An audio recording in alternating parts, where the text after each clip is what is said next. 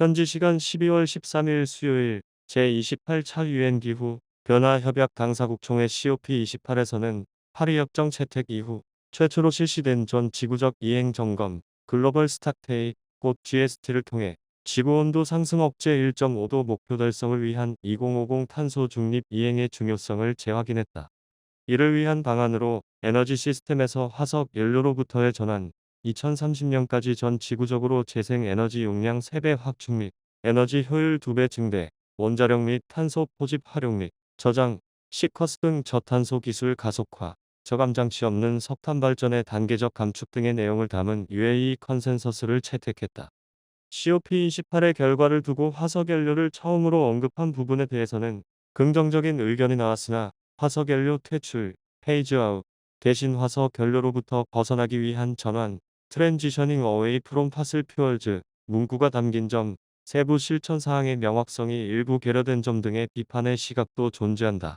평가에 관해서는 주요국과 단체가 처한 입장에 따라 상이한 부분이 존재하지만 화석연료의 명시적 언급과 더불어 무탄소 및 저탄소 실천의 방안으로 원자력이 공식적으로 언급된 건 역시 중요한 변화라 할 수 있다.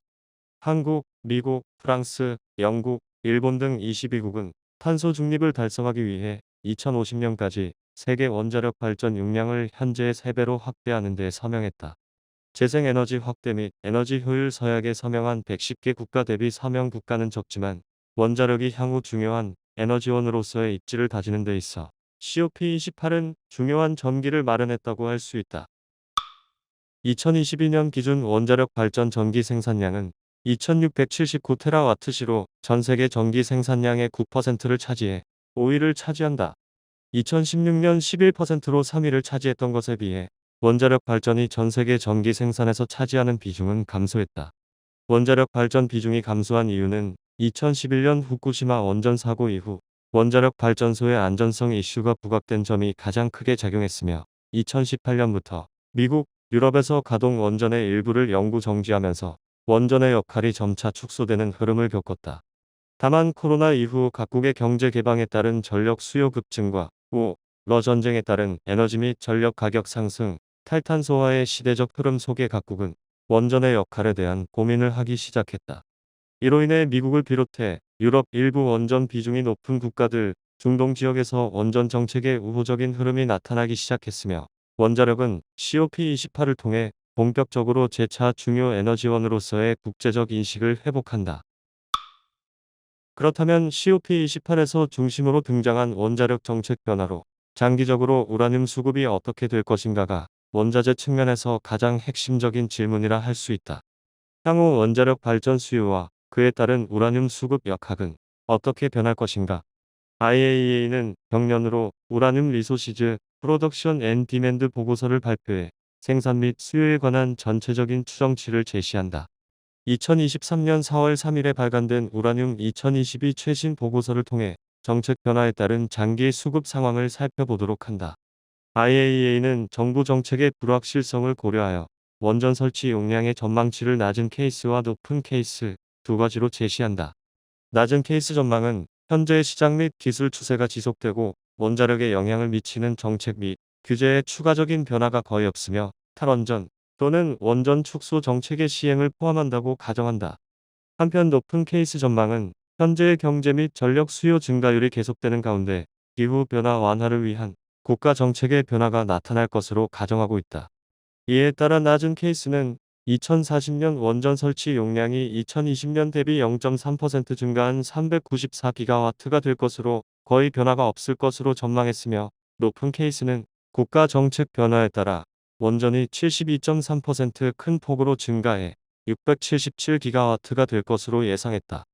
향후 원전 용량의 증가 규모는 구체적인 각국의 정부 정책이 보다 명확하게 나타나야 알 수 있겠지만 COP28에서 원전의 중요도가 부각되었기 때문에 적어도 낮은 케이스와 같이 극단적으로 원자력 발전 용량이 늘어나지 않는다고 보기는 어렵다.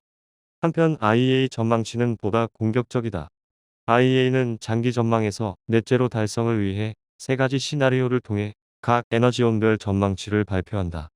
첫 번째 스텝스, 스테이티드 팔러시즈 시나리오, 현정책 시나리오. 기존에 공표된 정책적 수단과 목표를 반영한 시나리오. 두 번째, APS, Announced Pledged 시나리오, 목표 선언 시나리오. 각국 정부가 발표 약속한 국가 결정 기여. Nationally Determined Contributions 곧 NDC와 탄소 중립 목표를 완전 이행하는 시나리오. 세 번째, 넷제로 이미션즈 바이 2050 시나리오. 넷제로 시나리오. 2050년까지 전 세계가 탄소 중립 경로 달성, 2030년까지는 에너지 접근성 100% 달성 및 지구온도 상승 1.5도씨를 달성하는 시나리오이다. IEA는 스텝스 시나리오에서는 2040년까지 원전 용량이 33.6% 증가한 557기가와트가 될 것으로 전망했으며 APS 시나리오에서는 62.4% 증가한 677기가와트, 넷제로 시나리오 상에서는 95.0% 증가한 813기가와트가 될 것으로 전망했다. 다만 보다 현실적으로 원전 설비 용량 증가는 현재 건설되고 있는 원전과 향후 계획되어 있는 원전을 고려하는 것이 타당하다. IAEA 2022년 12월 기준으로 총 발전 용량은 374기가와트로 운영 중지 중인 원전 21기가와트, 건설 중인 원전 59기가와트와 계획되어 있는 61기가와트의 원전을 고려하면 총 141기가와트의 원전 용량이 추가되어 단순하게 총 515기가와트의 용량은 확보될 수 있다. 특히 건설 중인 원전과 계획 중인 원전 모두 중국 및 러시아가 차지하는 비중이 크기 때문에 실현 가능성도 높다. 물론 노후 원전의 향후 추가 폐쇄 가능성과 운영 중단 중인 원전 대부분이 일본 원전인 점을 고려해야겠지만 보수적으로 잡아도 추가 증설 용량은 120기가와트가 될 수 있다. 이와 같은 점을 감안한다면 원전 설치 용량은 IAEA의 낮은 로우 케이스보다는 낮은 케이스와 높은 케이스의 중간값에 가까우며 IEA의 스텝 시나리오와 유사하다고 볼 수 있다. 다만 앞서 살펴본 바와 같이 원전이 무탄소 및 저탄소 정책을 이행하는 데 있어 중요한 역할을 할 것으로 예상되면서 APS 시나리오에 가까운 형태로 향후 원전 추가 확대 개연성도 높아졌다. 우라늄 1톤은 약 6.2메가와트의 출력이 가능하기 때문에 각 원전 용량에 따른 우라늄 필요량을 산출할 수 있다. 세계 우라늄 생산량은 2018년 53,501TU에서 2019년 54,478TU로 1.8%로 소폭 증가했지만 포화된 시장에서 공급을 줄이기 위해 생산업체들이 감산에 나서면서 2020년에는 47,342TU로 13% 감소한다.